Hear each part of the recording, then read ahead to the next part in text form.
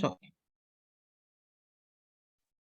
Olá, tudo bem? Aqui é a psicopedagoga Rosemary Castro e hoje vou falar um pouco da parte científica do teste de audibilização, que é um teste muito conhecido já pelos psicopedagogos, né? E eu vou falar o porquê da importância de estar aplicando o teste de audibilização, tá bom? Então, é, falando aqui, né? Quem não conhece o teste de audibilização, no final da aula já vai ter a parte do que eu vou mostrar o teste, né? Falar um pouco do teste, e depois eu vou mostrar o teste pronto, que você vai receber, para quem assistir a aula vai ganhar esse teste pronto, para aplicar nas crianças, tá bom? Então, por quê? O porquê da importância de aplicar o teste de audibilização. Ele parece ser uma coisa simples, né? Um teste simples de aplicação, ele parece, assim, muito simples, mas ele tem muita importância, por quê? Porque ele vai avaliar a criança de 5 anos até 7 anos, que é a idade que a criança está recebendo, né, as informações, desde o nascimento até mesmo na barriga da mãe, quando a mãe está gerando ali o filho, o bebê está lá na barriga da mãe, a criança já está treinando o ouvido dela, o ouvir. Ela já está ouvindo o que o pai e a mãe estão falando, as pessoas estão falando, barulhos. Então, ela já tem toda essa percepção de audibilização, até mesmo na barriga, na gestação, né? E depois, quando a criança nasce, logicamente que todo ser humano ele não nasce falando, ele não nasce, toda aprendizagem ela vai sendo adquirida conforme a criança vai crescendo, né? A fala, a leitura, a escrita, o comportamento social, né? O comportamento emocional. Essa parte do meio ambiente que a criança vive é o que vai determinar como que essa criança ela vai ser ali na vida adulta ou até mesmo nos primeiros anos escolares dela, né? Então, a audibilização ela foi caracterizada como um processo através do qual a cognição auditiva permite a aquisição e o desenvolvimento da linguagem, da leitura e da escrita. Então, para vocês verem, né, observarem como é importante a audibilização. Como é importante a criança ser bem desenvolvida, essa área da audibilização, desde os primeiros anos de vida dela. Porque a criança que não tem essa audibilização desenvolvida, ela vai ser afetada no futuro na área da linguagem, da leitura e da escrita, tá? Que eu vou explicar aqui. Então, eu estou falando aqui, ó, de dados científicos, né, do teste de audibilização, que ele foi retirado, esses dados científicos foi retirado, né, do livro, tá? Elaborado por Clarissa Goldberg e Ana Alice Zorzi. Né? Elas são aqui, professoras de português e inglês, graduada em letras, em curso de especialização em linguística e letras pela PUCS, e Helena Beatriz Ficagua, psicóloga, professora do primeiro grau com especialização em psicologia do menor carente na PUCS. O livro é bem antigo, né, gente? Eu não sei se elas ainda são vivas, eu não pesquisei isso, tá? Aqui está falando da formação dela, tá? Então, o teste foi elaborado com a finalidade de possibilitar a sondagem da capacidade de audibilização das crianças na fase inicial da escrita. Né? Você vê a importância dessa audibilização da criança, né, na fase da escrita. Então, se a criança tem uma audibilização bem desenvolvida, ela vai também... Eu vou colocar o fone aqui, tá, gente? Porque está um barulho aqui na...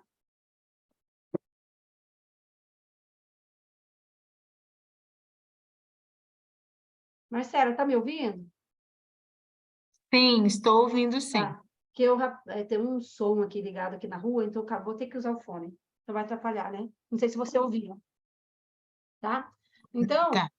o teste de audibilização, ele foi o quê, né? Elaborado com a finalidade de possibilitar, né, a sondagem da capacidade de audibilização das crianças na fase inicial da aquisição da escrita, né? Que é ali dos 5 anos, 6, 7 anos, tá? Criança com 5 anos, ela já pode já começar a escrever, tá? Então, Goldberg, em 1988, esse teste é bem antigo, né? De 88, elaborou o teste de audibilização, que avalia justamente os aspectos da linguagem oral, com o objetivo amplo de contribuir para o diagnóstico e prevenção dos distúrbios na aquisição da língua escrita.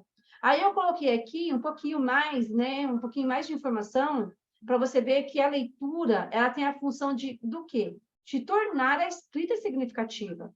E deve ser valorizada no processo de alfabetização, pois é o quê? É uma prática social. Então, toda essa parte de audibilização, ela vem ali do contexto ambiental que a criança vive, é uma prática social. E aí, tudo isso tem a ver com o quê, gente? Com o desenvolvimento da leitura escrita da criança. Então, se a criança não for bem em teste, na hora de você aplicar o teste, aquele teste deu uma pontuação muito baixa, é de preocupar. A criança pode ter o quê? Um distúrbio, né, da leitura. Ela vai, possivelmente, né, vamos supor, a criança não, com 5 anos, né, 5 anos e meio, 6 anos ela está na escola, né? Então, o que acontece? 4 anos já está na pré-escola. Então, nesse período escolar, da pré-escola até a fase do primeiro ano, né, até segundo ano, porque o teste era aplicado em crianças de 5 a 7 anos, então, 7 anos, a criança com 7 anos hoje, ela vai estar que ano? Escolar, no segundo ano. Né? Então, se a criança tiver uma pontuação muito baixa no teste, provavelmente ela pode ter um possível distúrbio da leitura escrita, né? Que é caracterizado pela dificuldade na aquisição e desenvolvimento da linguagem escrita. Geralmente são o quê? Crianças que apresentam déficit tanto na decodificação fonológica quanto na compreensão da linguagem oral escrita. Pode ser uma criança com uma possível dislexia futura? Pode, né? Porque a dislexia, a criança vai ter ali, se você olhar o DSM-5, já vai ter ali a característica de crianças com possível dislexia na educação infantil, né? Então, tem que olhar, ler tudo lá, mas geralmente são crianças que têm dificuldades na consciência fonológica. A criança pode ter um DPAC, né? Que é processamento auditivo central, transtorno de processamento auditivo central, pode, né? Se ela for muito mal no teste, tem que averiguar o que está acontecendo com a criança. Será que ela tem um possível TPAC? Aí, encaminhar para a Rosimeire, fono? Oi? então, no caso, ele auxilia, né, nesses sinais, e aí pode se encaminhar para uma avaliação mais específica de um PAC, de uma audiometria. O que você acha? Sim, sim. Se a criança for, você vai ver aqui que eu vou explicar aqui, que se a criança não for bem no teste, ela está com dificuldade na audibilização dela. Tem a ver com o É, ouvido, com ouvir, né? Essa é uma audiometria, é uma coisa que está afetando a audição dela, ou é um TPAC, que é diferente da audiometria, né? Que sim, as informações não chegam ao mesmo tempo no cérebro dela. isso. Então, o que É. acontece? Então, tem que estar averiguando. E junto com esse teste, tem também uns testes da Meminon, né? Quem conhece, Da que menor, também, a Meminon, que trabalha o quê? Trabalha também a parte da parte da consciência fonológica. Então, você pode complementar esse teste com outros testes também, não ficar só nele também, né? Para confirmar mesmo se a criança teve ali algum problema.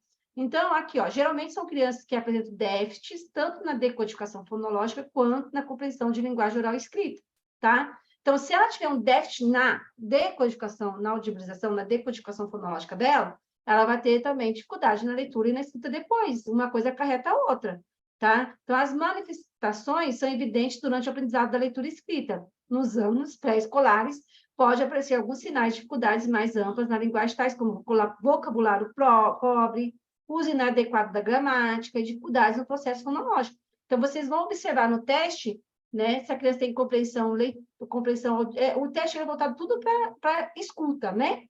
Para escuta. Então, você vai observar se a criança tem alguma dificuldade de compreensão ao ouvir a aplicação de uma parte do teste, tá? Pode ter uma memória de curto prazo ali, não retém informação. Então, a audibilização foi caracterizada por Quiros e Sanger como 1980 até chegar, né, traduzido para o Brasil, né, como o processo através do qual a cognição auditiva permite a aquisição e o desenvolvimento correto da fala, da linguagem, da leitura e da escrita. Tá vendo, gente, que assim, se uma coisa não tiver boa, vai acarretar em outras dificuldades. Então, se a utilização da criança não estiver legal, se ela estiver confundindo as palavras, as letras, né? Se ela... Então, o que acontece? Vai acarretar na dificuldade depois da leitura escrita. Como que está a fala dessa criança, né? Que é a parte receptora, né?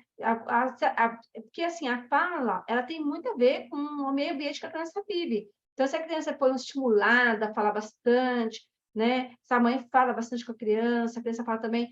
E se a criança está no meio ambiente em que é bem estimulado e a criança tem dificuldade no desenvolvimento da fala, o que acontece?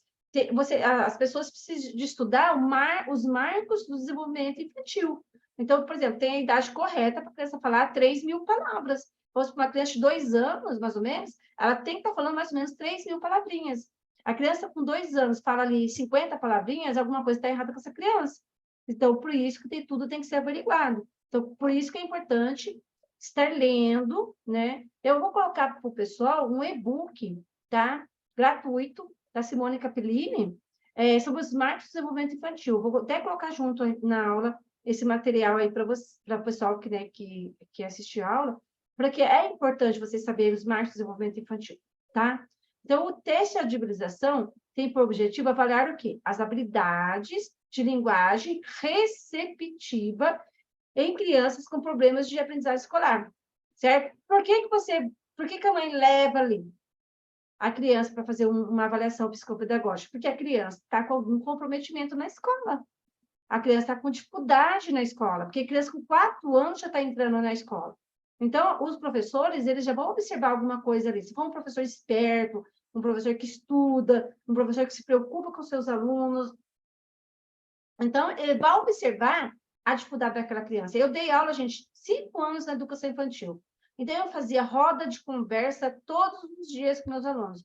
Todos os dias, eu sentava na roda, a primeira atividade do dia era a roda de conversa. Eles já tinham uma rotina, né? Porque crianças pequenas nas escolas têm que ter rotina. Então, primeiro, é a roda de conversa. Então, o que eu fazia? O que você comeu no café da manhã hoje? Quando era segunda-feira, o que você fez no final de semana?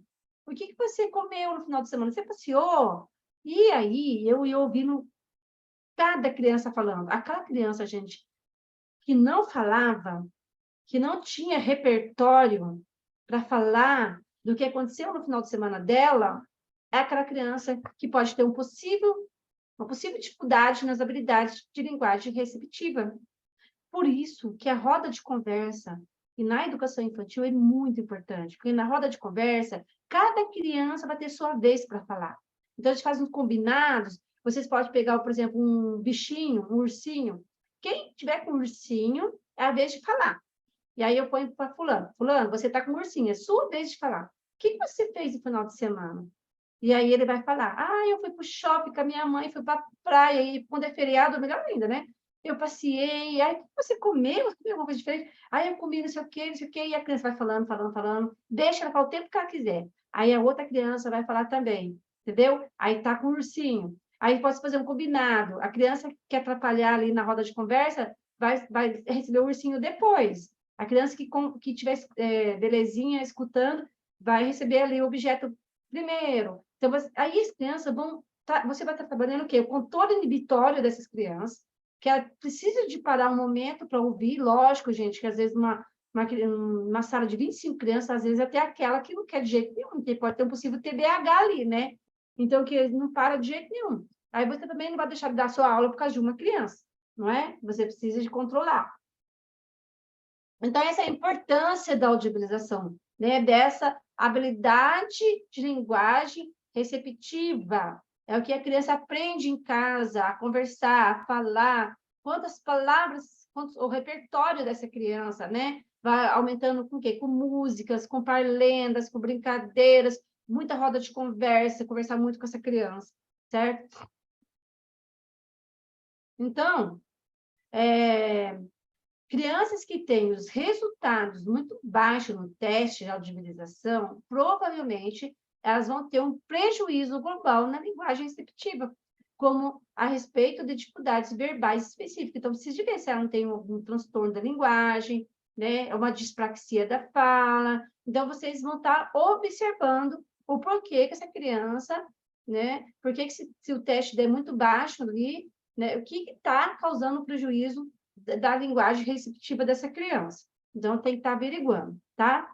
Então, Quiros e Della também descreveram a dificuldade para audibilizar com perturbações da percepção auditiva. O que se caracterizam pelas impossibilidades de diferenciar sons e palavras semelhantes, alterando a compreensão da linguagem, tais como perturbações que resultam posteriormente em dificuldades na representação gráfica da linguagem. Olha só, gente, da criança que tem dificuldade nessa recepção auditiva, ela vai ter dificuldade também na representação gráfica. Então, se eu falar bola, mola, né? É igual ou diferente? A criança fala, por exemplo, que é igual. Então, como ela tendo o quê? Uma perturbação na recepção auditiva dela. Não está conseguindo discriminar os sons, né?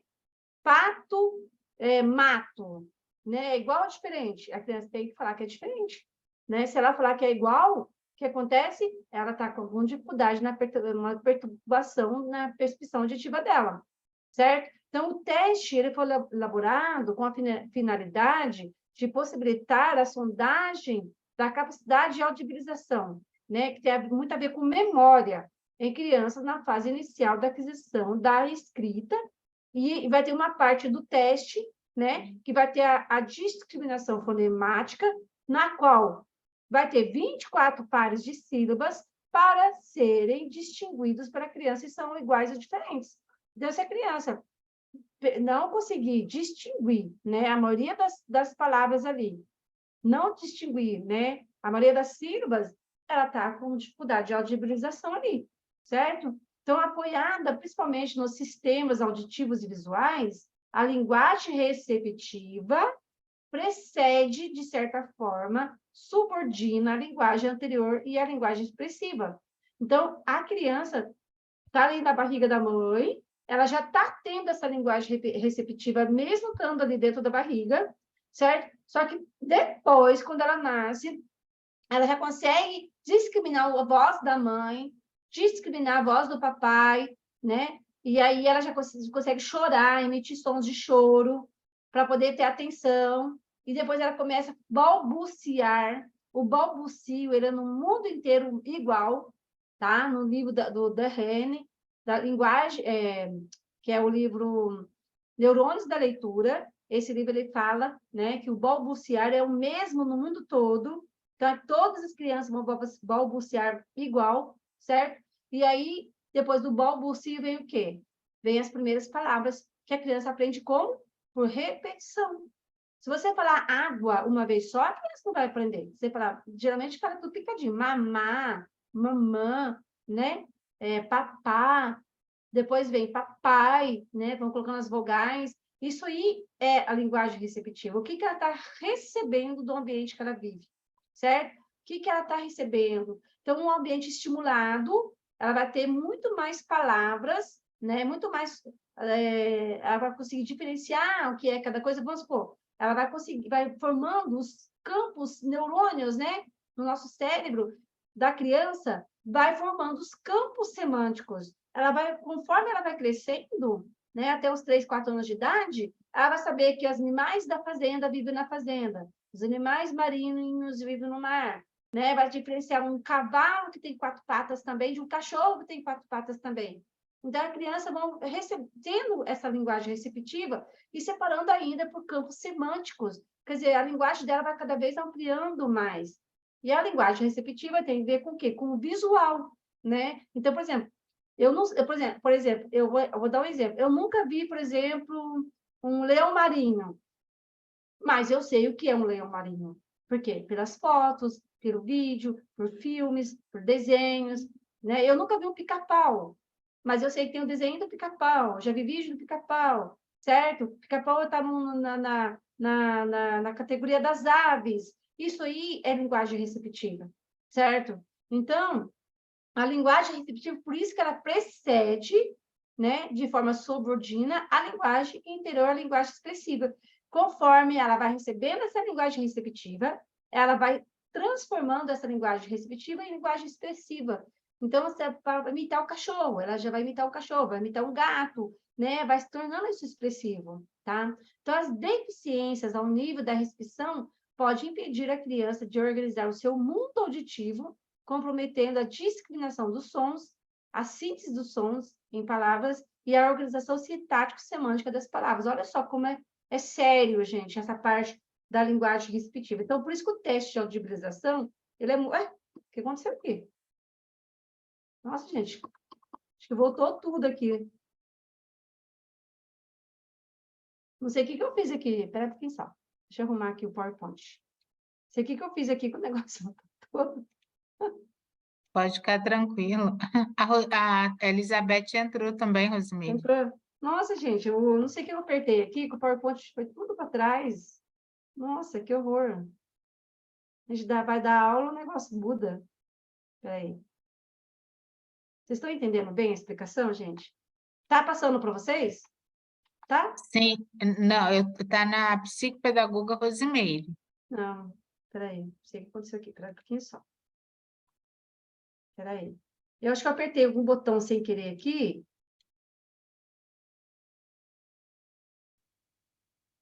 Eu fui apertar o botão, apertei com tudo, e aí saiu da aula. E agora? Tá Agora aparecendo? está aparecendo isso, o slide. Tá, agora eu vou apertar bem devagarzinho, prometo. Onde que eu estava, Ah, né? você estava, acho que esse aí, não é? Esse, né? É. Então, vai. Então, apoiada principalmente nos sistemas auditivos e visuais, né? A nossa linguagem, tirando a criança com deficiência visual, né? Que no caso da criança, que eu fui professora também de Braille, né?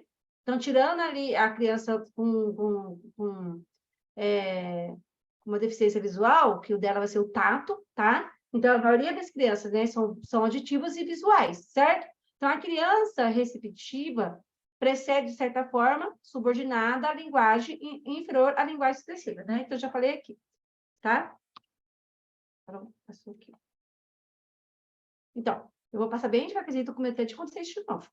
Então, fica assim justificado o quê? A preocupação em verificar a audibilização em crianças na fase inicial da aquisição da escrita. Então, esse teste, gente, ele é simples de aplicação, ele é fácil, só que ele é muito importante você aplicar ali naquela criança. Você não vai aplicar em todas as crianças? Não. Você vai aplicar naquela criança que está com uma defasagem nessa organização receptiva, certo? Criança que fala muito pouco, criança às vezes fala muito errado, faz trocas fonológicas, criança que está com dificuldade na escrita, de está confundindo as letras, né? Mas são crianças pequenas, né, gente? Então, assim, é uma coisa só para averiguar o que está acontecendo.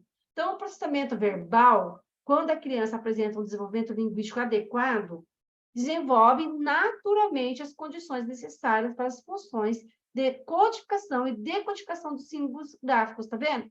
Então, aquela criança que fala trocado, né? Troca o B pelo P, vai trocando as letras, o processamento fala infantilizado. Né? Então, o que acontece? Isso aí vai prejudicar depois na codificação e decodificação dos símbolos gráficos dessa criança. Então, tem muitas mães, né, que não se preocupam muito com isso. Está vendo ali criança falando trocado, falando errado, às vezes tem mesmo professores, e vai deixando passar. E a fase da neuroplasticidade neuronal, a neuroplasticidade, né? Ela acontece ali, o boom mesmo é de 3 anos aos 7 anos de idade. Então, é a fase que precisa ser corrigido, as disfunções que estão acontecendo com essa criança precisam ser corrigidas nessa fase. Se demorar muito, depois fica mais difícil. Então, a falta de um adequado processamento fonológico, sintático e semântico resulta o quê? Em geral, um retardo específico da leitura. Então, a criança que faz mal no teste de audibilização vai ser prejudicada depois na leitura e na escrita dessa criança, tá? Então, no teste, ele tem uma parte que o teste, ele trabalha essa parte da consciência fonológica, ele trabalha a parte da consciência sintática e semântica. Então, por isso que se não estiver bem nisso, vai acarretar mais para frente ali, nas dificuldades da leitura e escrita dessa criança, tá? Então, o teste de audibilização ele vai avaliar o quê? Certo? A competência da linguagem receptiva, que eu já expliquei para vocês o que é uma linguagem receptiva, né? Então, como a aprendizagem da lectoescrita, segundo Gilbert, se constrói sobre os processos de pensamento e estratégias de aprendizagem que a criança utilizou para adquirir a própria língua, então, cada criança vai ter... Estados Unidos tem ali a língua, França é a sua própria língua, Japão é a sua própria língua, então cada país, né, vão ter ali a sua própria língua. Então, cada país vai ter ali essa parte da percepção auditiva como fator da compreensão da linguagem, né? Que vai permitir o quê? A aquisição e desenvolvimento da linguagem oral e escrita. Se eu estou repetindo sempre a mesma coisa, para vocês... Eu gosto de repetir, porque eu penso assim, que as pessoas aprendem por repetição. Fica gravado na memória de longo prazo, quando tem a repetição. Então, vocês nunca mais vão esquecer que o teste de audibilização é um teste que vai avaliar o quê? A linguagem receptiva da criança, certo? Então, baseando-se no conceito de audibilização, enquanto processo pelo qual a cognição auditiva permite o quê? A aquisição do desenvolvimento, de novo, da linguagem, da leitura e da escrita, certo?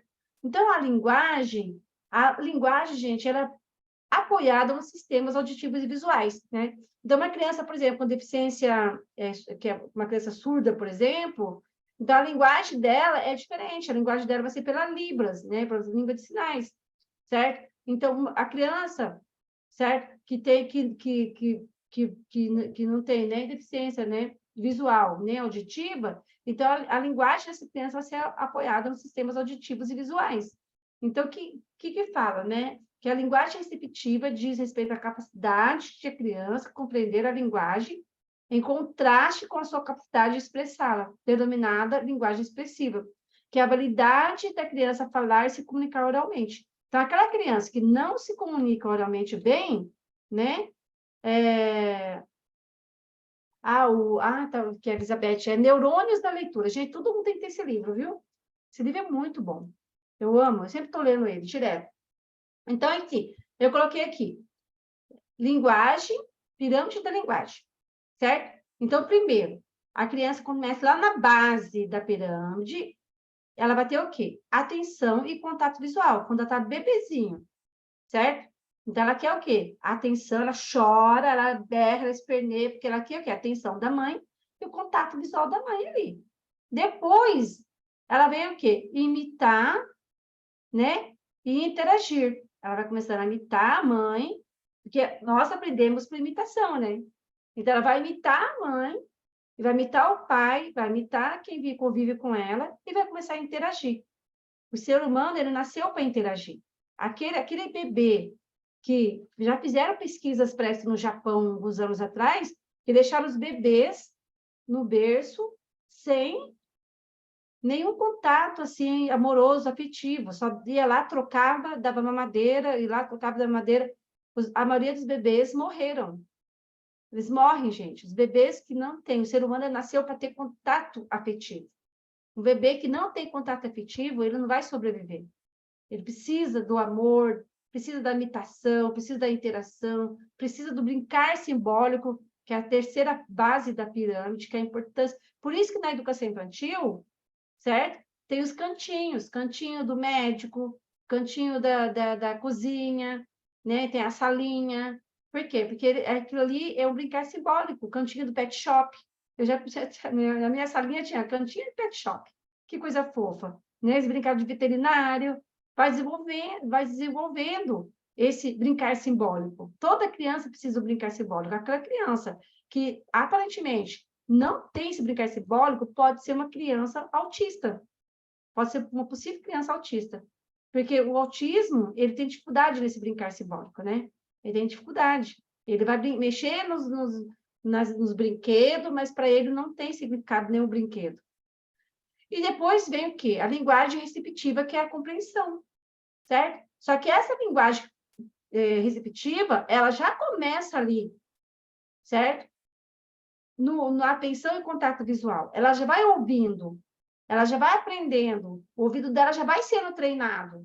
Só que conforme ela começa a falar, que aí, né, se a mãe ensina água, ela começa a falar água. Então, ela vai ver o significado de água, vai tendo a representação da água no cérebro dela, no córtex, né, visual, certo? E depois vem o quê? Que ela já compreende que água é água, né? Já compreende que cachorro é cachorro.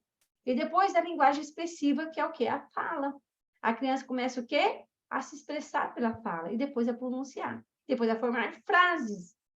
Começa com palavras, né? A criança começa o quê, gente? Com sílabas, palavras, depois as frases. E aí, quando começa as frases, aí tem essa parte do sintaxe semântico, né? Ela não vai falar assim, eu brinquedo gostar hoje, certo? Então, essa organização sintática, eu gosto de brinquedo, né? Hoje eu vou brincar com meus brinquedos. Então, a nossa língua, ela tem uma organização sintático-semântica. Então, a criança que não tem essa organização, uma coisa está acontecendo, certo?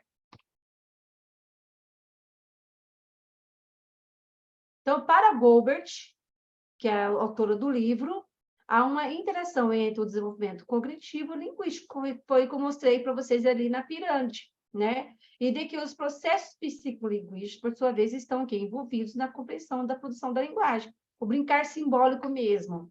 Quando a criança... Vocês já viram uma reportagem na Record de uma menininha de 3 aninhos, se eu não me engano, 2 aninhos, ela ela tem ali um fogãozinho, ela já brinca de repórter, o pai é repórter, é radialista, e a mãe é repórter, né? Da Record, eu acho.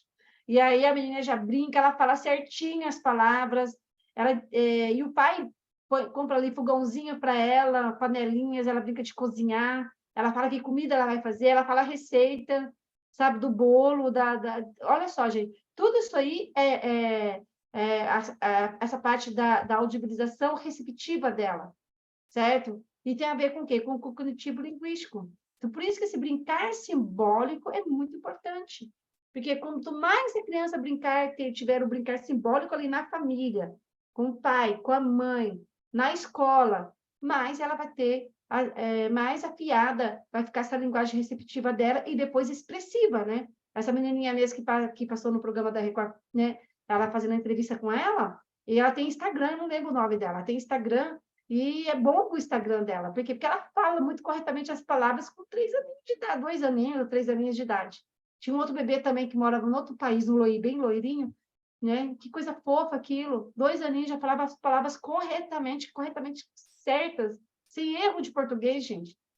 Esse negócio da criança falar errado e o pai e a mãe achar que bonitinho é a pior coisa que existe, certo? Nessa parte da audibilização da criança. Isso não pode acontecer, né? Então, os pais precisam ser muito orientados, certo? Então, para aprender a ler, certo? A criança precisa estabelecer correspondência entre o código escrito e o código oral e compreender que a fala é representada através das palavras constituídas de unidades menores e as quais combinam-se de maneiras diferentes e dão origem às outras palavras. Então, por isso, ensinar a criança, né, palavras novas sempre vai ser legal. Então, porque no português, gente, muitas palavras, elas derivam de sufixos e prefixos. Então, por exemplo, carroça, certo? Carroça pode ser carrocinha, carroção, certo? Então, as crianças vão derivando ferro, ferragem, ferramenta. Então, muitas palavras vão vindo dos prefixos e sufixos. Então, as crianças vão aumentando o vocabulário, entendeu?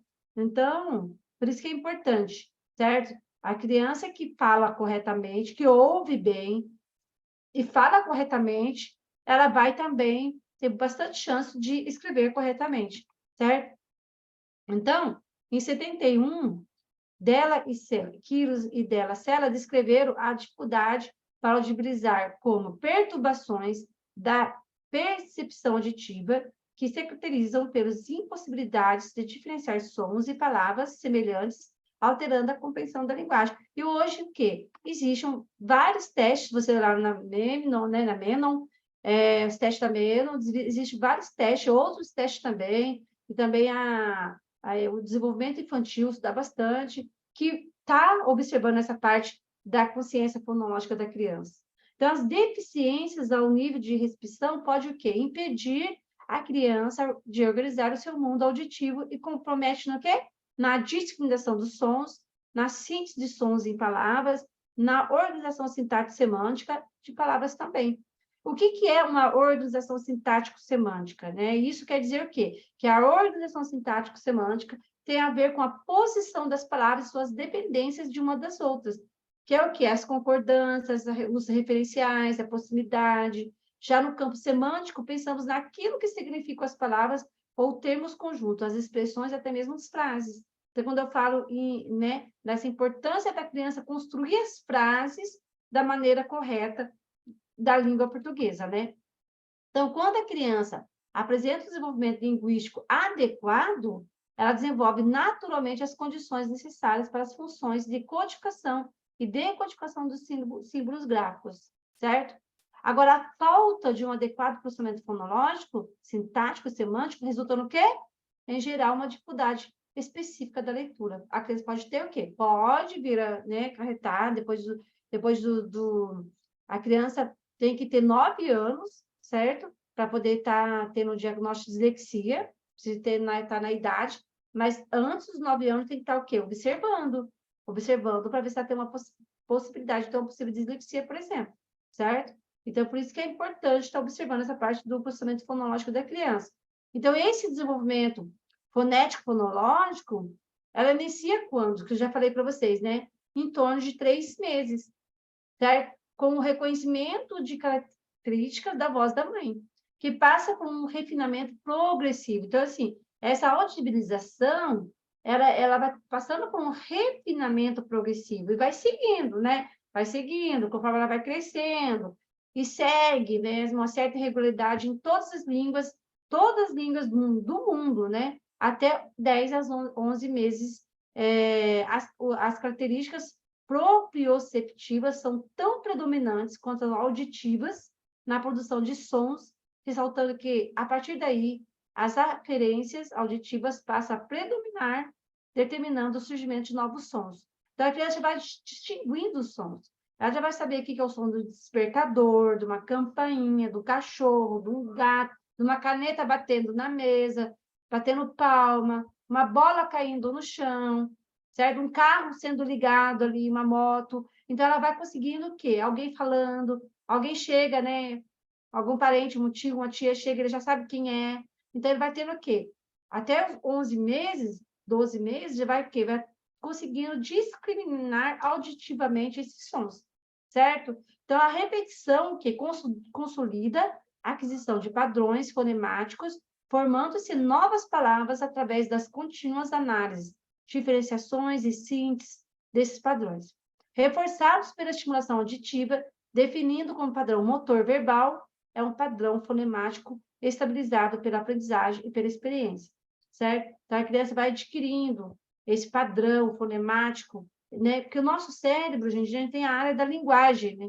Que é a área da leitura escrita, que é o lado esquerdo do cérebro, que é o lado onde acontece ali a compreensão da linguagem, que é a área de Wernicke, certo? E a fala, que é a área de Broca, certo? Esse processo da fala é na área de Broca do cérebro. E a compreensão da linguagem, do que a gente, por exemplo, se eu falo televisão, né? Então, rapidinho, eu sei que é compreendo que é uma televisão e consigo falar a palavra televisão, certo? Então, tudo é questão neuronal, né? Tanto que no livro do Derrida fala neurônios da leitura.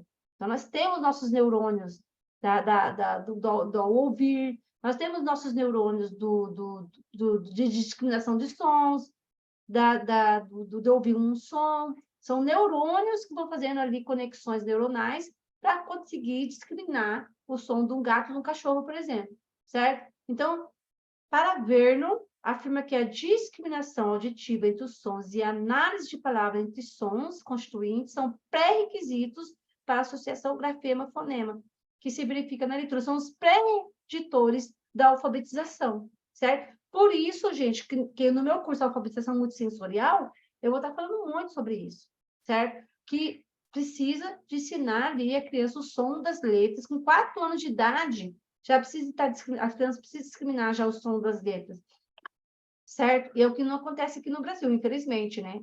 Por isso que no Brasil, nós estamos, né, quando você lê ali o livro Os Neurônios da Leitura, nós estamos o quê? Quase 30 anos, 40 anos atrasados, entende? Por exemplo, eu sou de um sistema, eu trabalho num sistema que não trabalha a representação dos sons, das letras para as crianças. Então, isso vai atrapalhar muito. A criança que tem, gente, é assim, nós temos uma classe ali de 30 crianças, certo? Já eu acho muito para um professor. Só que dentro dessas 30 crianças, vai ter muitas crianças que vão ter dificuldade de aprendizagem. né? Ou um possível transtorno de aprendizagem. Então, o método global de ensino é um método que é difícil para as crianças, porque para a criança, o nosso cérebro ele não foi preparado, certo? Para a gente aprender a forma visual da letra de uma vez só. Por exemplo, se eu falar para a Lenda, hoje é domingo, pede cachimbo, aí vai pegando lá, domingo, cachimbo, a criança vai aprendendo pela palavra.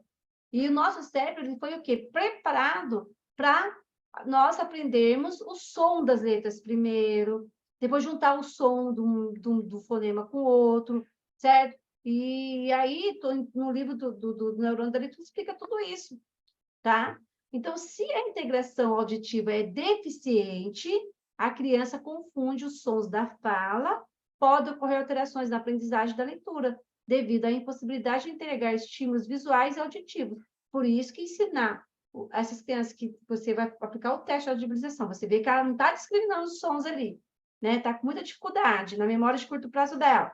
Então, você vai ter que fazer uma intervenção pontual de tudo isso que ela precisa, trabalhar com o som da letra, trabalhar com muito rima, muita literação, certo? Trabalhar muito com os preditores da alfabetização, para que isso seja sanado, né? Vai sendo a criança ficando melhor, cada vez melhor, depois no processo da leitura escrita. Se não é trabalhado, aí a criança vai chegar lá no terceiro, igual acontece, eu sou psicopedagoga institucional, então eu vejo que realmente isso acontece, certo? Então, por exemplo, eu apliquei o teste de audibilização numa menina de 4º ano.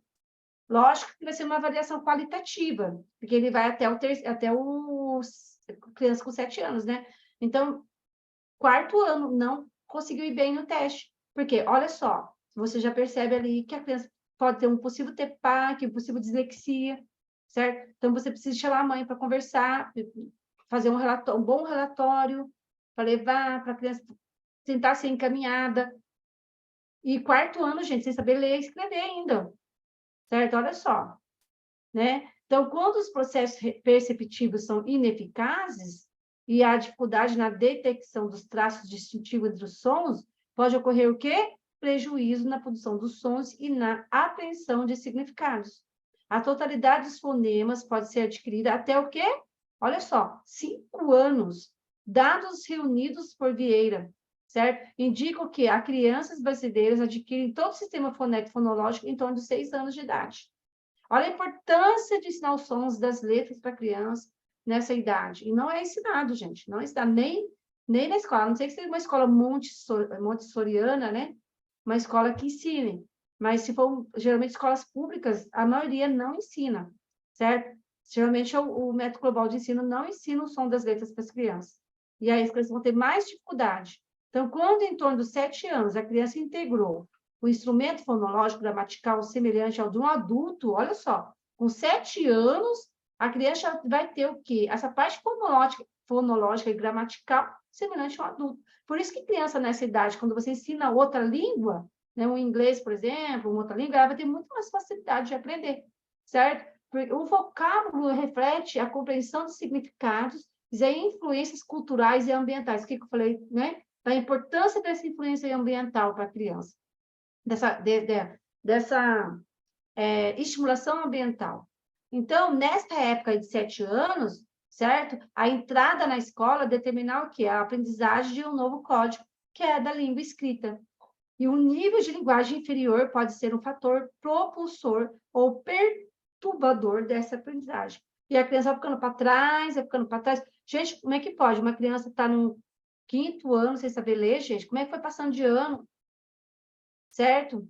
Então, falhas na discriminação dos sons provavelmente impedem que os mesmos sejam mantidos na memória de curto prazo, até que sejam acionados os conceitos retidos na memória de longo prazo, da mesma forma como a pobreza conceitual limita a discriminação e memorização da linguagem ouvida. Olha só, como é sério, certo? Então, a criança que tem falhas nessa discriminação dos sons vai impedir que sejam mantidos na memória de curto prazo dela. Se não for mantido na memória de curto prazo, essa informação não vai para a memória de longo prazo. Uma informação para ir para a memória de longo prazo, certo? Precisa de primeiro passar para a memória de curto prazo. Então, todas as informações que nessa memória de curto prazo, elas são jogadas como se fosse na lixeira, né? O nosso RAM do computador, nossa memória, quando a gente dorme, é quando o cérebro faz o processo de limpeza, tudo que se torna insignificante para o cérebro, que não teve muita repetição, certo? Tudo que não foi significativo para os neurônios ali, eles vão sendo jogados como se fosse na lixeira ali. Não ficou na memória de longo prazo, não foi para a memória de curto prazo e não passou para a memória de longo prazo. E todas as informações para serem passadas para a memória de longo prazo precisam ser repetição. Sem repetição é complicado, né, gente? Repetição, atenção. Então, as indicações que as dificuldades de alfabetização podem ser explicadas pela falta de pré-requisitos linguísticos básicos para a aquisição da leitura. As deficiências em discriminação fonética, memória e conceituação relaciona-se um insuficiente processamento da informação linguística em níveis cronológico, mnemônico, sintático, semântico, que são anteriores do ensino da leitura. Então, todas as crianças que têm dificuldade nisso aí, antes do ensino da leitura, ela vai ser prejudicada no ensino da leitura. Então, as crianças com baixos níveis de maturidade apresentam dificuldade de memória e deficiente desempenho nas aprendizagens iniciais da leitura. Os mais recentes estudos sobre retardos de leitura vêm enfatizando o papel dos déficits de memória. Geralmente, as crianças apresentam alterações da memória, atingindo desempenhos em leitura de 3 formas básicas, né? Então, olha aqui. Agora, gente, eu vou parar um pouquinho. Eu vou parar aqui a gravação, por quê? Porque agora eu vou falar um pouquinho do teste mesmo. Já falei toda essa parte científica, certo?